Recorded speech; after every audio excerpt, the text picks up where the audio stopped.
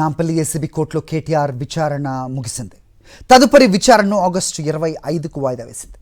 Formula ఈ car race కేసులో Nampally ACB కోర్టుకు హాజరయ్యారు కేటీఆర్. ఈ కేసులో ఎఫ్ఈఓ సంస్థకు 55 కోట్ల నిధులు బదిలీ జరిగిందని, ఇందులో క్విడ్ ప్రోకో జరిగిందని ఏసీబీ అభియోగాలు మోపింది. అయితే ఇందులో అవినీతి జరగలేదని, అంతా చట్టబద్ధంగానే జరిగిందని అంటున్నారు కేటీఆర్. ప్రతిష్టాత్మక కార్యక్రమాన్ని నిర్వహించి నగర బ్రాండ్ ఇమేజ్ను పెంచితే నేడు రాజకీయ కక్షతో నేరంగా చిత్రీకరించే ప్రయత్నం జరుగుతోందని అంటున్నారు. ఇప్పటికే ఈ కేసులో ఏసీబీ అధికారులు పలుసార్లు కేటీఆర్ను ప్రశ్నించారు.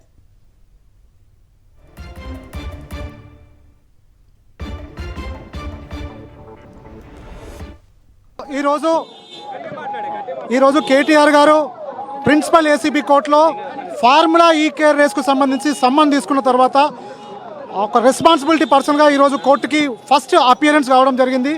కేటీఆర్ గారి తరపున ఈరోజు మేము ఏసీబీ కోర్టులో వకాలత్ ఫైల్ చేయడం జరిగింది. అదేవిధంగా 1 లాఖ్ పర్సనల్ బాండ్ కూడా ఫైల్ చేయడం జరిగింది. కేసుని తదుపరి విచారణ నిమిత్తం ఆగస్టు 25కి కోర్టు వాయిదా వేయడం జరిగింది. అదేవిధంగా కేటీఆర్ గారికి ఫార్ములా ఈ కార్కు సంబంధించిన డాక్యుమెంట్స్ని కోర్టు ఈరోజు ఫర్నిష్ చేయడం జరిగింది. నెక్స్ట్ డేట్లో ఫర్దర్గా మేము లీగల్ టీం ఏం చేస్తామో చెప్తాం. మేము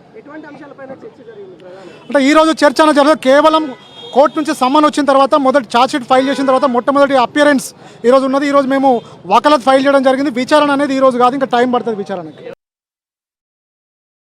మరిన్ని అప్డేట్స్ కోసం ఛానల్ను సబ్స్క్రైబ్ చేయండి. నోటిఫికేషన్స్ కోసం బెల్ ఐకాన్ పై క్లిక్ చేయండి.